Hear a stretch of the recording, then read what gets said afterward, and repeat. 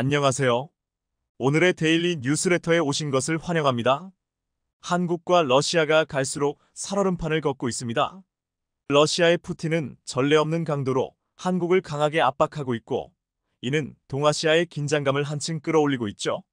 지난 26일에 열린 브리핑에서 러시아 외무부 대변인인 마리아 자하로바는 한국이 우크라이나에 살상 무기를 제공할 경우 러시아에게 큰 실수를 하는 거라고 경고했습니다. 그러면서 주러시아 한국 대사를 직접 불러 한국의 대립적 정책을 재검토하라고 촉구했는데요. 하지만 한국의 입장도 강경했습니다. 한국 역시 우크라이나 무기 지원은 러시아의 태도에 달려있다며 꼿꼿한 태도를 보인 것이었죠. 그런 가운데 나토 사무총장 역시 한국의 입장에 손을 들어줬는데요. 스톨텐베르그 사무총장은 최근 진행된 인터뷰에서 한국이 우크라이나에게 무기를 지원하겠다는 입장을 밝힌 것에 대해 매우 긍정적인 태도를 보였습니다. 그는 한국의 어떤 종류의 군사 지원도 활용한다고 말하며 한국은 첨단 방위 산업이 구축돼 있고 고급 역량을 갖추고 있다 고 짚어냈죠. 또한 이 전쟁은 러시아가 국제법을 위반하고 이웃 국가를 침공한 전쟁이므로 러시아의 불법 전쟁의 지원도 당연히 불법이라고 지적했습니다. 그러나 자위권을 행사하는 우크라이나에 대한 지원은 합법이다. 유엔 헌장에도 명시된 권리이다. 우크라이나 지원이 한국이나 나토 동맹들을 전쟁의 당사자로 만들진 않는다고 강조했는데요. 그럼에도 푸틴은 지속적으로 한국의 우크라이나 무기 지원 가능성에 대해 비난을 퍼붓는가 하면 연일 한국 무기 공급 문제에 대해 비난을 가하며 경고장을 날리고 있습니다. 하지만 사실 이것은 푸틴의 입장일 뿐이지 러시아 고위 인사들과 러시아 군사 전문가들은 한국을 자극하는 것을 결사반대하는 상황인데요. 그도 그럴 것이 러시아 군 장교들은 한국의 막강한 무기와 압도적인 군사력을 잘 알고 있는 데다 쓸데없이 한국을 자극해서 진짜로 우크라이나에 무기를 던져줄지도 모른다는 불안감을 받고 있습니다. 러시아가 우크라이나를 침공한 지도 벌써 2년이 지났습니다. 러시아는 우크라이나 전쟁에서 무기가 부족해 북한에서 포탄 500만 발을 조달하고 있는 신세인데요. 게다가 러시아는 미국과 나토 회원국을 중심으로 한 서방 세계로부터 경제 제재를 당하고 있어서 국제사회에서 고립된 상태이기도 합니다. 이에 러시아는 고립을 탈피하고 우크라이나 전쟁을 수행하기 위해 동맹국인 중국과 북한에 손을 벌리고 있죠. 북한 역시 러시아의 군수물자를 지원하는 대가로 핵잠수함이나 정찰위성, ICBM 등 첨단 군사 기술을 이전받기 위해 북러 군사동맹 구축에 사활을 걸고 있는 상태인데요. 이제 북한과 손을 잡은 푸틴과 유엔의 대북 제재 문제 따윈 아랑곳하지 않고 북러 조약 체결을 통해 북한과 군사 경제 협력을 본격적으로 추진하겠다는 의지를 노골적으로 나타내고 있습니다. 그리고는 지속적으로 한국을 위협하고 있죠. 그러나 한 러시아 군사 전문가가 푸틴의 태도를 지적해 큰 주목을 받았는데요. 시프코프 장교는 한국은 70년간 평화를 바라면서도 전쟁에 대비해 온 국가이다. 한국의 전차는 다른 한국산 무기들과 마찬가지로 그 파워가 이미 입증돼 있다고 말했습니다. 이어 시프코프는 한국은 세계에서 알아주는 군사 강국이며 미국의 군사력 평가기관인 글로벌 파이어 파워에도 올해 한국의 군사력이 세계 5위에 올라섰다는 것을 언급했는데요. 그는 이를 역대 최고 순위라고 발언하면서 한국의 자체 군사력뿐만 아니라 무기 거래도 상위권에 포진해 있다고 설명했죠. 실제로 스웨덴의 스톡홀름 국제평화연구소의 IPRI에 따르면 한국은 2018-2023년 전 세계 방산 수출 시장에서 9위를 차지한 것으로 나타나는데요. 특히 직전 5년 전보다 무려 무기 수출 규모가 무려 74%나 증가한 수치입니다. 게다가 최근에는 미국 해군 장관이 한국의 잠수함을 보고 입을 다물지 못했다는 후문도 들려오는데요. 미 군사 전문지 디펜스 뉴스에 따르면 카를로스 델 토로 장관은 메릴랜드주에서 열린 해군 리그 행사에서 그가 한국 잠수함을 보고 극찬을 쏟아냈다고 보도했습니다. 당시 델 토로 장관은 올해 한국 해군에 인도될 예정인 차세대 이지스 구축함을 둘러봤으며 하나오션에서는 건조 중인 잠수함 장보고 3에 대한 설명을 들었다는데요. 델 토로 장관은 저와 제 팀이 한국에 갔을 때 우리는 한국 잠수함의 디지털화 수준과 실시간 모니터링에 어안이 벙벙했습니다. 한국 조선업체의 최고 경영진은 선박이 언제 인도될지 날짜까지 알려줄 수 있었습니다라고 말했습니다. 델토로 장관은 미국 해군의 무기 조달과 예산을 책임지는 최고의 해군 장관으로 꼽히는 인물입니다. 그런 사람이 한국의 잠수함 역량이 매우 놀랍다는 평가를 내린 것인데요. 실제로 한국산 무기가 세계 시장에서 주목받고 있는 이유는 바로 불가능을 가능으로 바꾼 역사가 존재하기 때문입니다. 9년 전인 2015년 7월 한국형 차세대 전투기인 KF-21의 개발이 한창 추진되고 있었던 당시 국방부 관계자들은 당혹감을 감추지 못했습니다. 그 이유는 당시 최첨단 전투기에 필수적으로 탑재해야 할 항공용 AESA 레이더 기술을 미국으로부터 이전받을 계획이었지만 미국이 끝내 이를 거부했기 때문이었죠. 그로부터 약 5년 뒤인 2020년 8월 국방과학연구소를 중심으로 한화시스템 등이 참여한 연구팀은 기적처럼 AESA 레이더 개발에 성공하게 되는데요.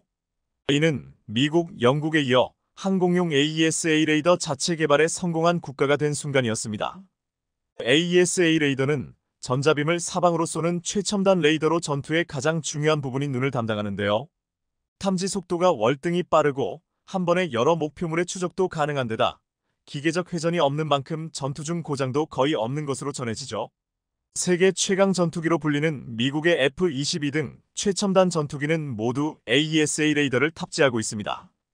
그런데 한국이 모두의 예상을 깨고 5년 만에 이것을 개발해냈으며 다시 약 5년 안에 첫 수출을 이뤄낸 것입니다. 하지만 기적은 여기서 끝이 아니었습니다. 핵무기가 없는 한국은 괴물 미사일로 통하는 현무 5탄도 미사일도 개발해냈죠. 핵무기가 없는 한국군의 상황을 고려해 최대한 핵무기와 비슷한 파괴력을 구사할 수 있도록 개발된 것이 특징인 미사일이었는데요. 현무5는 세계에서 가장 무거운 탄두 89톤을 탑재할 수 있습니다. 현무5의 성능은 지하 100m보다 깊은 갱도나 벙커 등도 파괴할 수 있을 정도여서 유사시엔 북한 수뇌부의 집결지나 핵미사일 기지를 타격하도록 운용되어 있는데요. 특히나 적군이 현무5 미사일을 더 두려워하는 이유는 10개 이상 자탄이 탑재된 다탄두 미사일로의 파생형도 가능하기 때문입니다. 한 개의 탄두가 분리되면서 그 안에 1만 100개 이상의 자탄이 각자 표적으로 발사돼 1타 10피 이상의 고성능 고효율을 낼 수 있죠. 확산탄이나 다탄두를 장착한 현무5는 축구장 200개 이상도 초토화시킬 수 있는 저위력 핵폭탄급 파괴력을 발휘할 수 있습니다. 따라서 입을 쩍 벌리게 만드는 한국 방산산업과 압도적인 군사력을 인정할 수밖에 없는 러시아 군사 전문가들은 한국과의 갈등을 피하고 싶은 게 솔직한 심정인데요. 최악의 경우 전면전을 치룬다고 해도 아무리 막강한 러시아지만 승리는 고사하고 잘못하면 독침 전략으로 승패가 나지 않는 최악의 상황을 겪게 될까 우려하고 있습니다. 이를 두고 미국의 외교 전문지인 더 내셔널 인터레스트는 한국군이 야수 모드로 돌변했다고 소개를 하며 북한뿐 아니라 러시아 등 주변국들까지 긴장하게 만들고 있다고 전했는데요. 한국의 군사력이 강력해질수록 동북아시아 주변 강대국들이 긴장을 할 수밖에 없는 상황이라고 덧붙이면서 말이죠. CNN은 최근 한국 방위 산업이 이미 메이저리그에 진입했다고 진단했고 포브스지는 한국은 조용히 전 세계 핵심 무기 수출 국가로 부상했다고 평가하고 있습니다. 이와 같이 한국의 방산력은 나날이 갈수록 그 명성이 높아지고 있는 가운데 과연 앞으로 한국의 미래는 어찌 될지 이를 지켜보면서 지난 18일 러시아는 오랜 기간 접전을 벌이던 우크라이나 동부 격전지 아우디우카를 점령했다고 선언했습니다. 세르게이 쇼이구 러시아 국방장관은 푸틴 대통령에게 아우디우카를 장악했다고 보고했으며 푸틴 대통령은 중요한 승리라며 치하했다고 하는데요. 아우디우카는 두 나라 모두 화력을 쏟아부은 최대 격전지로 꼽힙니다. 러시아 기갑부대의 무덤이라고 불릴 정도로 러시아가 엄청난 기갑부대와 군대를 무지성으로 쏟아부었지만 그간 모두 격퇴당하며 점령하지 못한 곳이었습니다. 하지만 결국 우크라이나도 버티는데 한계를 느꼈는지 전략적 철수를 단행한 것인데요.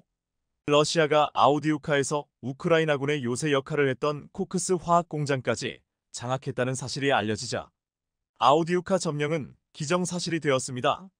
이 공장은 유럽에서 가장 큰 화학공장 중 하나로 개전 초기부터 이곳을 장악하기 위해 두 나라가 수개월간 격렬한 전투를 벌였고 우크라이나군의 요새 역할을 해왔는데 러시아가 점령함으로써 아우디우카가 러시아에 의해 장악된 것이 기정사실화되었습니다. 결국 우크라이나군 총사령관은 SNS를 통해 아우디이우카에서 병력을 철수하고 있다고 인정했습니다. 푸틴은 중요한 승리를 거두었다며 자화자찬했지만 그동안 이 지역에 쏟아부은 기갑 손실을 생각했을 때 이제 겨우 체면치레를 한 셈입니다.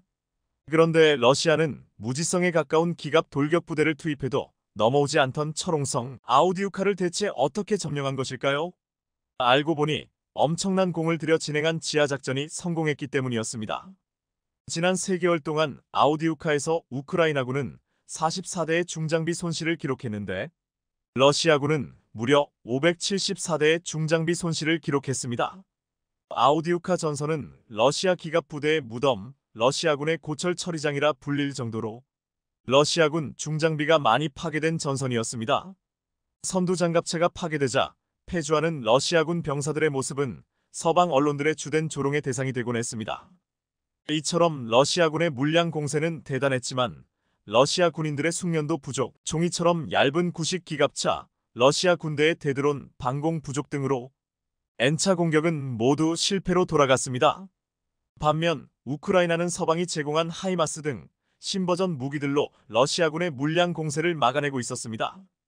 그런데 교착 상태에 빠진 아우디우카 전선에서 러시아군은 놀라운 전술을 펼쳤는데 바로 지하 상륙작전이었습니다. 러시아군은 비밀리에 폐 파이프라인을 타고 우크라이나군 후방에 침투하는 작전을 실행했고 이 작전은 성공했습니다. 기갑들의 무지성 돌격을 상대하며 방어선만 지키던 우크라이나군은 갑자기 땅에서 솟아오른 러시아군을 만나고 상당히 당황했다고 합니다. 결국 러시아는 아우디우카 전선 남쪽 방어선에 심대한 타격을 입히는데 성공했습니다. 엄청난 물량의 포격과 기갑 부대의 N차 공세로도 뚫지 못한 방어선을 보병부대 지하 상륙작전으로 뚫은 것인데요. 물론 이 폐파이프라인 지하 상륙작전은 러시아 군인들의 극한의 고생 속에서 달성한 작전이었습니다. 러시아 군인들은 소음을 내지 않기 위해 폐파이프라인에 있던 얼음물과 오물을 몇 주 동안 밤낮으로 청소했고 청소를 끝낸 이후에는 수백 명의 러시아군이 2km 길이의 폐파이프라인을 걸어서 통과해 아우디우카 남쪽 방어선에 큰 타격을 주었다고 전해집니다. 이후 러시아는 곧장 아우디우카의 길이 30km의 차르 열차벽 세웠습니다. 점령지 구축이 들어간 것입니다. 차르 열차벽에 사용된 열차는 러시아군이 점령지에서 훔친 것으로 보이는 2100량 이상의 화물 열차가 동원되었습니다. 이 장벽은 향후 우크라이나군의 반격 시 러시아군의 방어선 역할을 할 것으로 보입니다. 아우디우카를 점령한 러시아는 계속해서 이 전선의 병력을 증원시키고 있습니다. 그동안 무수히 많은 기갑 부대와 죄수 용병까지 많은 손실을 본 러시아가 굳히기에 들어갈 것으로 보이는 가운데 우크라이나의 공격도 만만치 않아 이 전선에서는 더 많은 양측 군인들의 피해가 있을 것으로 예상됩니다. 그런데 이후 상황이 묘하게 흘러가기 시작했습니다. 러시아 국방부가 아우디우카를 완전히 점령했다고 한껏 기쁨에 차 있을 때 저 멀리 바다에서 우크라이나가 러시아 흑해 함대에 괴멸적 타격을 입힌 것입니다. 여기에서 한 가지 드는 의문은 해군이 없는 우크라이나가 어떻게 러시아 흑해 함대를 제압할 수 있었던 것일까요? 지난 14일 우크라이나는 흑해에서 러시아 군함을 격침했다고 발표했습니다. 러시아가 점령 중인 크림반도 남부 도시 알룹카의 해안에서 해상드론 공격으로 러시아 군함을 격침시킨 것입니다.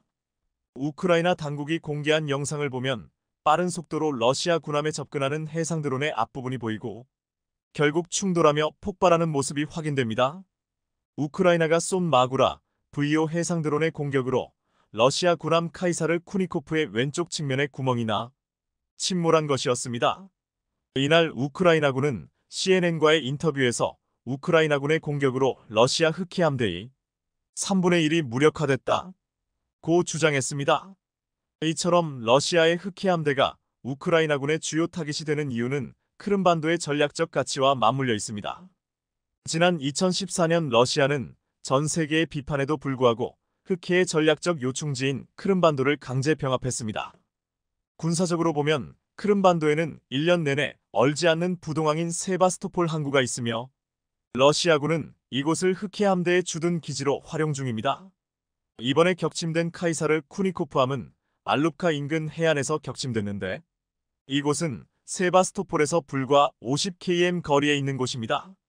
러시아 함선들을 공격해 혁혁한 전과를 올리고 있는 마구라 VO 해상드론은 우크라이나 국영기업이 개발한 제품이었습니다.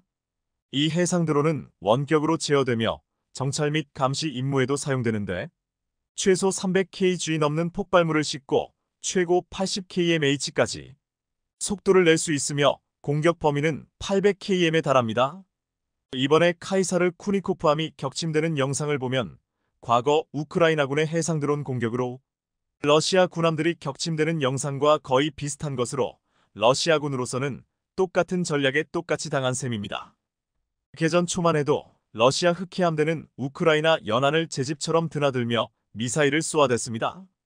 하지만 시간이 지날수록 흑해함대는 일부 군함을 러시아 본토로 후퇴시키는 등 행동 반경이 갈수록 좁아지는 모습을 보여왔습니다.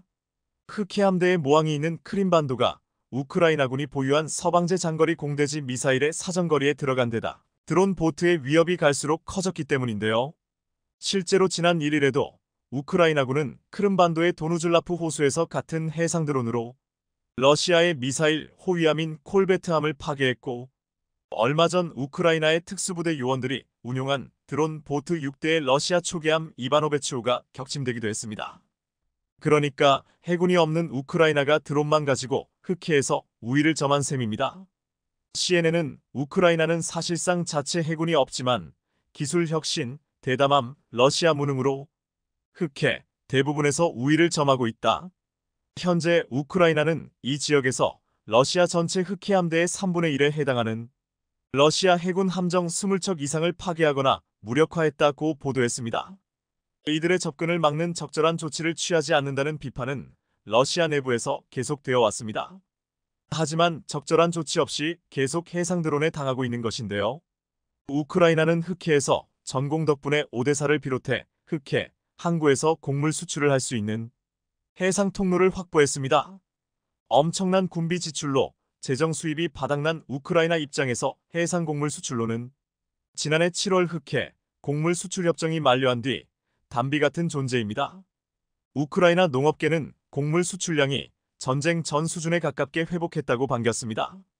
객관적인 전력으로는 열악하지만 이처럼 상대에게 결정적인 타격을 줄 수 있는 해상드론의 활용 능력은 우리 해군도 반드시 벤치마킹해야 할 부분입니다.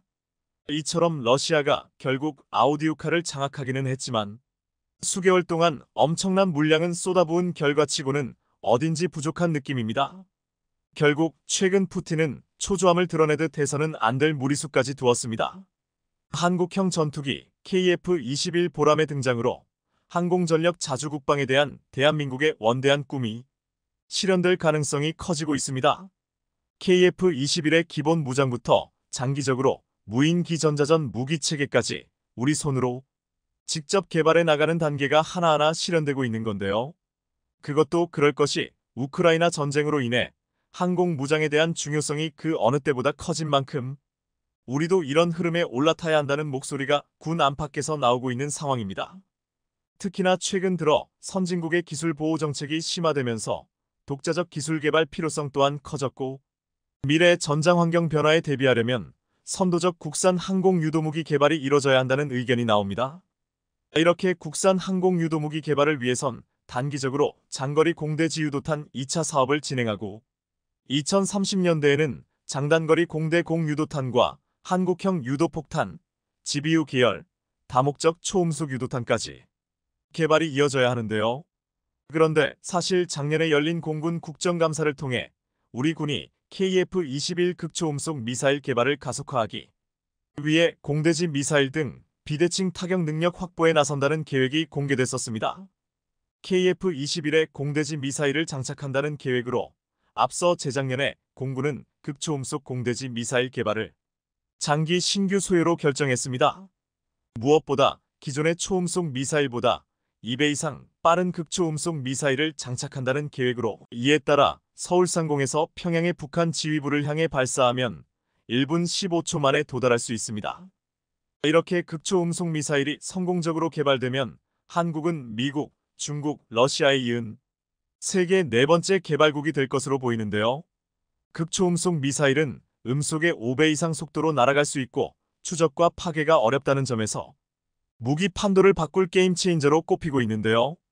이는 기존 아음속 또는 초음속 순항 미사일을 대체한 미사일로 순항 미사일보다 비행 속도가 훨씬 빠르기 때문에 상대방이 탐지하더라도 대응 시간이 극히 짧아 목표를 타격하는 성공률이 아주 높을 수밖에 없습니다. 초음속 전투기의 최고 비행 속도가 마 23임을 감안하면 그보다 2배나 빠른 속도로 예컨대 서울에서 평양까지 2분 이내에 타격할 수 있는 겁니다. 이런 극초음속 미사일은 극초음속 활공체 HGV와 극초음속 순항 미사일 HCM 체계로 분류되고 있습니다. HGV는 탄도미사일 로켓, 고고도 항공기를 이용해 일정 고도까지 상승한 후 항공기에서 발사돼 활공비행으로 목표를 타격합니다. 반면 HCM은 초기 가속을 위한 부스터와 이후 속도를 유지하기 위한 램제트와 스크램제트 엔진을 사용해 극초음속으로 비행해 목표를 타격하는 원리로 차이가 있습니다. HGV 체계는 발사 초기 상대방의 탐지가 가능해 대응 기회를 허용할 수 있지만 HCM 체계는 상대적으로 HGV보다 적어도 비행이 가능해 상대방이 대응할 기회가 최소화돼 기습 효과가 있습니다. 하지만 HCM의 경우 기술 난이도가 HGV보다 극명하게 높다는 게 문제인데 실제로 HGV가 고고도 상승 후 낙하 단계에서 중력을 이용할 수 있는 반면 HCM은 엔진의 힘으로만 극초음속에 도달해야 하기 때문입니다. 극초음 미사일 확보에 뒤처지고 있는 미국이 4종류의 HGV를 개발했다는 사실만 봐도 두 방식의 개발적 난이도를 여실히 보여주고 있습니다. 미 공군이 개발 중인 AGM-183A ARRW는 실패한 경우도 있지만 최근 성공하는 횟수가 늘고 있다고 합니다.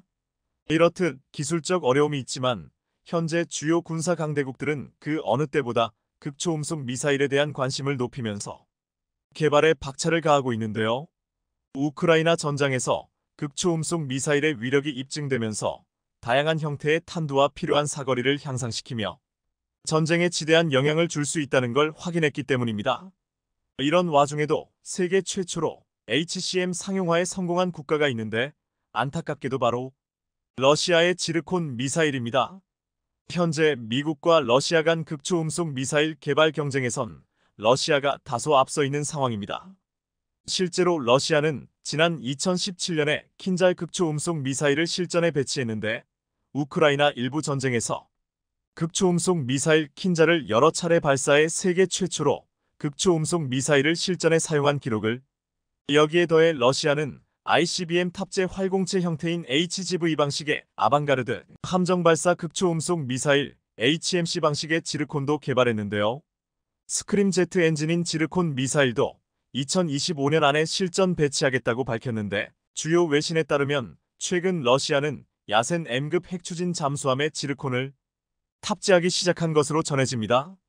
이로써 러시아는 해상과 공중에서 발사가 가능한 극초음속 미사일 개발에 모두 성공한 데 이어 세계 최초로 HMC 미사일인 지르콘을 실전 배치에 성공했습니다. 지르콘은 3040km 고도에서 최대 속도 마학으로 비행할 수 있으며 1000km 거리에 있는 지상 및 해상 표적 모두를 타격할 수 있습니다. 재래식 탄두는 물론 핵탄두도 탑재가 가능한데 탐지와 방어가 거의 불가능한 것으로 전해집니다.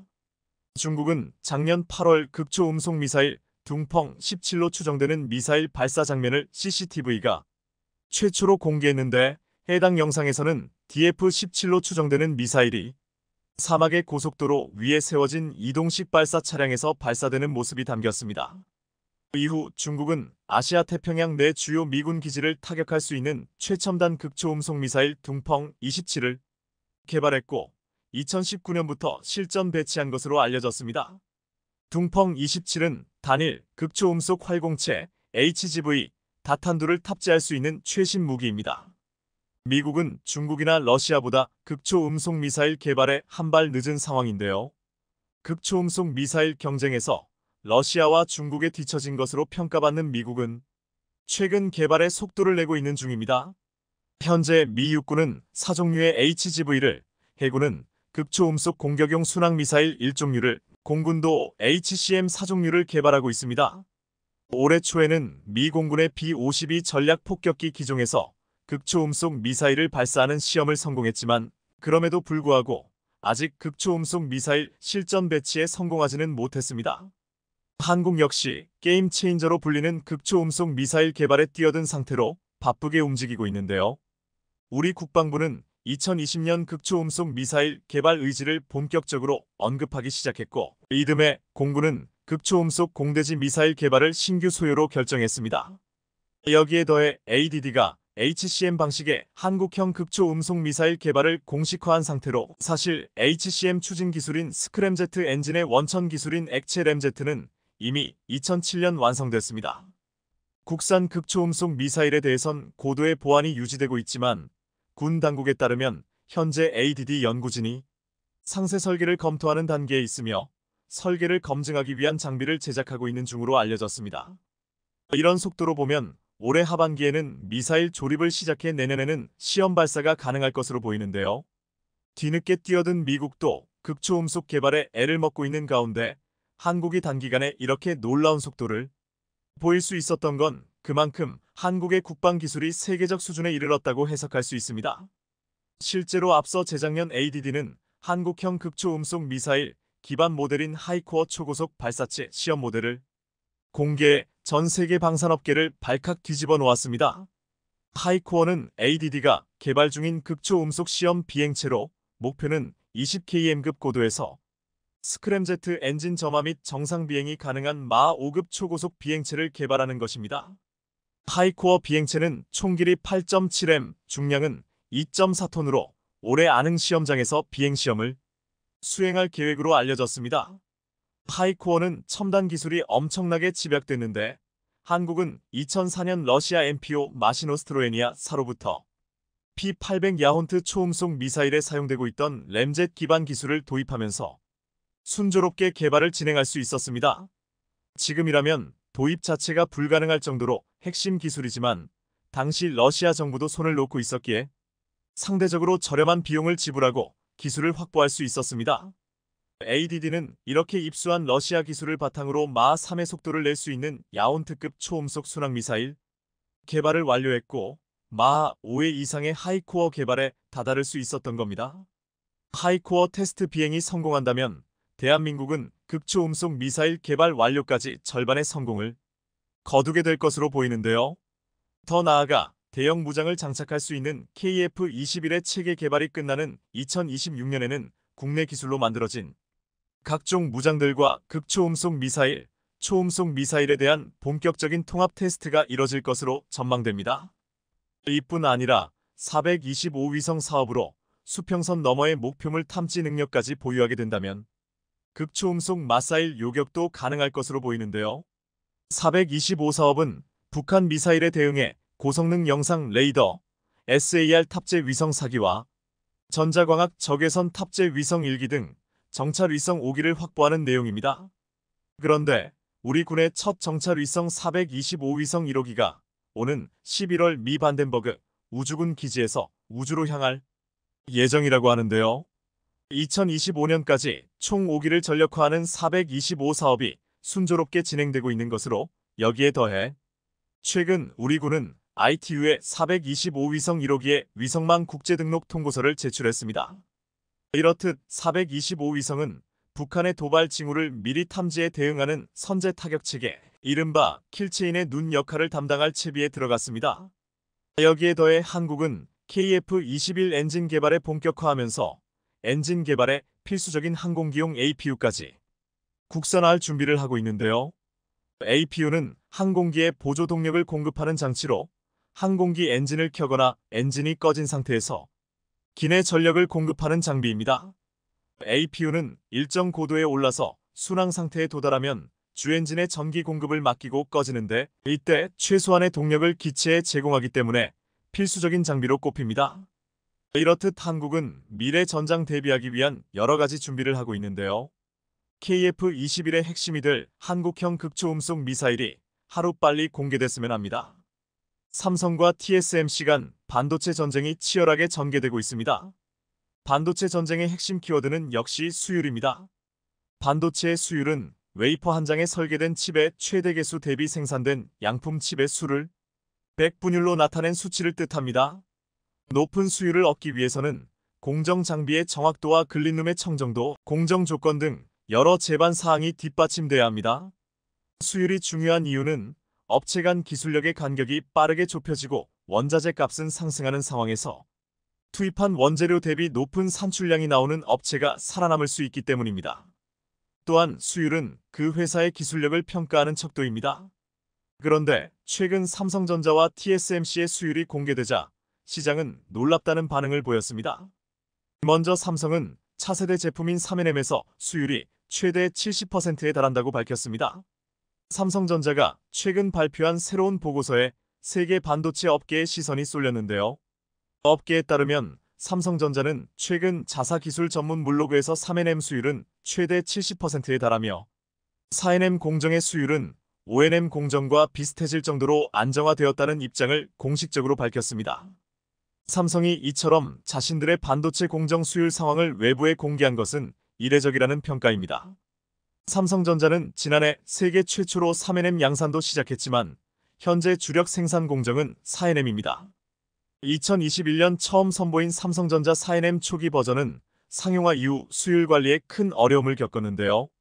이는 최대 고객사였던 미국 퀄컴이 대만 TSMC로 이달하는 결과까지 초래했습니다. 삼성은 또 갤럭시 S22에 자사의 모바일 애플리케이션 프로세서 반도체 엑시노스 2200을 탑재하려 했지만 이 또한 수율 문제로 퀄컴의 스냅드래곤 8 반도체로 전량 교체되는 굴욕을 맛봤습니다. 하지만 올해 들어 4nm 수율이 정상 궤도에 진입하면서 생산 능력을 안정적으로 끌어올린 것으로 알려집니다. 업계에서는 라이벌 TSMC를 상당 부분 따라잡았다고 분석합니다. 수율의 안정화가 이뤄지면서 삼성전자는 굵직한 대형 고객사 재유치에도 성공하고 있는데요. 얼마 전 미국 AMD가 삼성 파운드리의 4nm 공정에서 차기 프로세서를 생산하기로 결정한 게 대표적인 사례입니다. 여기에 더해 삼성전자는 4nm 3세대 공정으로 구글의 스마트폰 픽셀 8의 텐서 3 칩을 위탁 생산할 것으로도 전해졌습니다. 삼성이 그간 수율 문제로 어려움을 겪자 경쟁자들은 차세대 반도체 제품 3nm GAA도 삼성의 기술을 깎아내렸습니다. 삼성이 공정에서는 TSMC를 앞섰지만 수요자에게 공급할 수율이 낮아 시간이 더 걸릴 것이라며 삼성을 폄하했었는데요. 하지만 이런 억측을 잠재우듯 삼성이 자사보고서를 통해 3nm 공정에서 수율이 70%에 달한다고 밝힘으로써 세간의 평가를 완전히 뒤집어 버렸습니다. 삼성은 이미 품질 검증을 위해 다양한 고객들에게 3nm 프로토타입을 보낸 것으로 알려졌는데요. 반면 지난해 말 3nm 양산을 시작한 TSMC는 아직 일정 수준의 수율을 확보하지 못한 것으로 알려졌습니다. 때문에 TSMC가 빠른 시일 내 3nm 공정에서 애플의 M3 칩 수요를 충족시키지 못할 경우 애플이 삼성으로 갈아탈 수 있을 것이란 전망까지 나오고 있습니다. 이런 상황에서 TSMC의 결정적인 문제가 최근 공개됐습니다. TSMC의 3nm 웨이퍼의 가격이 2만 달러에 달할 것이란 소문이 돌고 있어 애플이 제품 선택을 놓고 망설이고 있다는 소식도 나오고 있는데요. 삼성이 매력적인 가격을 제시할 경우 애플이 굳이 TSMC를 고집할 이유가 없어집니다. TSMC의 웨이퍼 가격이 생각보다 너무 높은 것 같은데요. 분명 수율에 문제가 있을 가능성이 높습니다. 아니나 다를까 얼마 전 그간 TSMC가 감추던 수율 정보가 유출됐는데 그 결과는 생각보다 처참했습니다. 얼마 전 팁스터 레베그너스가 트위터를 통해 다음과 같은 발언을 남겼습니다. TSMC 3nm 수율에 관련해 애플 경영진 회의 녹취록이 공개되었는데 여기에서 3nm 수율이 최대 63%밖에 되지 않는 것으로 나타났다. 따라서 삼성과 TSMC의 수율은 거의 같을 것으로 예상된다. 삼성전자가 예상보다 수율을 빠르게 회복했다. 실제로 처참한 수율 때문에 TSMC의 반도체 생산을 맡긴 고객사들은 신제품 출시까지 연기되는 최악의 상황에 놓여 있습니다. 최근 애플의 차기 M3 칩셋이 탑재된 맥 및 아이패드의 연내 출시가 어려울 수 있다는 루머가 전해졌습니다. 팁스터 레베그너스텍 REVE 역시 트위터를 통해 올해에는 M3 맥 또는 아이패드가 없을 것이라며 TSMC의 3나노 수율 문제로 애플이 M3 출시를 내년으로 연기했다고 주장했는데요. TSMC의 3나노 수율 문제는 최근 외신을 통해서도 전해진 바 있습니다. 이타임즈 보도에 따르면 TSMC의 현재 3나노 수율이 약 55% 수준으로 추정됩니다. 애플은 M3뿐만 아니라 하반기 아이폰 15 프로 라인업에 탑재될 칩셋도 3나노 공정으로 제조할 계획인데요. TSMC 3나노 수율이 절반 수준이라면 애플은 우선 A17 바이오닉 물량을 위해 M3의 3나노 공정 도입을 미룰 가능성이 높습니다. 결국 TSMC 때문에 애플의 신제품 출시가 늦어진 겁니다. 이는 상당히 심각한 문제인데요. 상황이 이렇게 되자 탈 TSMC를 선언하는 기업들이 늘기 시작했습니다. TSMC의 아성에 조금씩 균열이 가고 있는 것입니다. 최근 전자전문 매체 WCCF테크는 AMD의 신형 노트북 CPU 라이젠 7040 출시 시점이 기존 3월에서 4월로 늦춰졌다고 보도하면서 그 이유는 TSMC가 납기 일정을 예정대로 맞추지 못하고 있기 때문이라고 보도했습니다. 특히 AMD의 라이젠 7040은 TSMC의 4나노 공정을 활용해 생산되는 CPU입니다. 하지만 TSMC의 첨단 파운드리 공정에 고객사 주문 물량이 급증하면서 수요 대응에 차질이 빚어지고 있다는 얘기가 새 나오고 있는 것입니다. 이렇게 되면 AMD에서 앞으로 출시하는 신형 반도체 출시 시기가 계속 늦춰질 가능성을 고려해 삼성전자의 4나노 파운드리를 활용할 것이라는 전망도 나오고 있습니다. AMD는 그동안 TSMC와 삼성전자 파운드리를 모두 활용해왔지만 4나노 등 첨단 공정을 활용하는 반도체는 TSMC에만 위탁 생산을 맡겨왔는데요. 하지만 고성능 CPU와 그래픽 처리 장치, 인공지능 반도체 등의 수요가 급증해 TSMC가 물량을 모두 소화하기 어려운 환경에 놓이게 되자 삼성전자가 중요한 대안으로 부각되고 있는 것입니다. 삼성이 이렇게 AMD와 퀄컴 등 대형 시스템 반도체 설계 기업을 첨단 파운드리 고객사로 확보한다면 다른 고객사들도 뒤를 따라 삼성전자의 시스템 반도체 위탁 생산을 맡길 가능성이 큽니다. 그런데 너무 오랫동안 1위 자리를 차지하며 갑질을 해온 탓인지 눈치가 없어진 걸까요? 이처럼 좋지 않은 상황에서도 TSMC는 미국의 심기를 거스르는 실수를 하고 맙니다. 가뜩이나 고객들이 삼성으로 이탈하고 있는 상황에서 미국 기업들에게 엄청난 가격 상승을 발표한 것입니다. 대만 디지타임스는 최근 TSMC가 미국산 반도체의 가격을 최대 30% 인상할 수 있다고 보도했습니다. TSMC에서 2024년 하반기 양산에 들어갈 예정인 미국 애리조나 공장의 생산을 앞두고 고객사와 협상을 시작했는데 최대 30%의 가격 인상을 고려하고 있다고 보도한 겁니다. IT 매체 돔스 하드웨어는 상당수 미국 팹리스 업체들이 TSMC와 가격 협상을 하고 있으며 일부는 비용 유연성을 높이기 위해 삼성전자로 주문을 돌리는 걸 고민 중이라고 보도했습니다. AMD, 퀄컴은 이미 삼성전자에 물량을 맡기는 방안을 검토하는 것으로 알려졌고 엔비디아는 인텔 파운드리와 손을 잡는 걸 고려 중이라는 겁니다. 이처럼 TSMC의 가격 인상이 현실화하면 비용 부담을 느끼는 주요 고객사가 삼성전자 등으로 물량을 옮길 수 있습니다. 삼성전자로선 반격의 기회를 잡는 것이나 다름없습니다. TSMC의 이 같은 움직임은 바이든의 칩스법에 대항한 것입니다. 반도체를 반드시 미국에서 생산해야 한다면 미국에서 생산한 반도체는 비싸게 받겠다며 맞선 것입니다.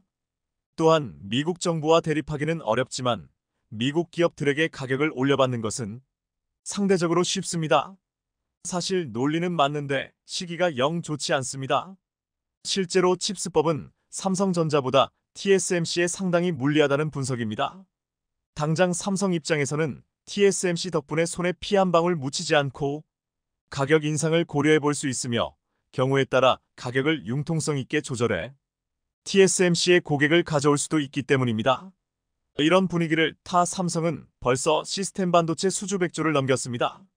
4년 전 저희 채널 초창기 시절 삼성전자가 130조 원을 들여 시스템 반도체에 투자한다는 소식을 전해드린 적이 있습니다. 당시 삼성은 비전 2030 발표에서 반도체 분야에 133조 초대박 투자를 결정해 세계의 이목을 끌었습니다. 그런데 어느새 시스템 반도체 수주 100조를 넘긴 것입니다. 삼성이 경쟁 업체들에 비해 유리한 또 한 가지 이유가 바로 압도적인 현금 자산입니다. 삼성의 현금은 현재 100조 원으로 알려져 있습니다. 경쟁자인 애플과 TSMC가 60조, 마이크론이 10조의 여윳돈을 갖고 있는 것으로 알려진 것을 보면 삼성의 100조 실타는 그야말로 대단한 우위라고 할 수 있습니다. 반도체 가격이 폭락하는 등 팍팍한 경영 환경에 봉착했는데도 불구하고 삼성이 대규모를 투자를 이어갈 수 있는 이유는 바로 이런 현금성 자산이 있기 때문입니다. 삼성전자는 올해도 설비 투자를 지난해 수준 즉 53조 원대로 이어갈 계획인데요. 미국 마이크론은 올해 설비 투자를 30% 이상 축소한다고 밝혔으며 TSMC도 올해 시설 투자액을 지난해 대비 최대 11.8% 줄인다고 발표한 것을 볼 때 지난해와 같은 수준을 유지할 수 있는 삼성의 저력은 대단한 것입니다. 바로 이러한 우위를 바탕으로 삼성은 머지않아 TSMC를 압도할 것으로 보입니다. 시청해주셔서 감사합니다.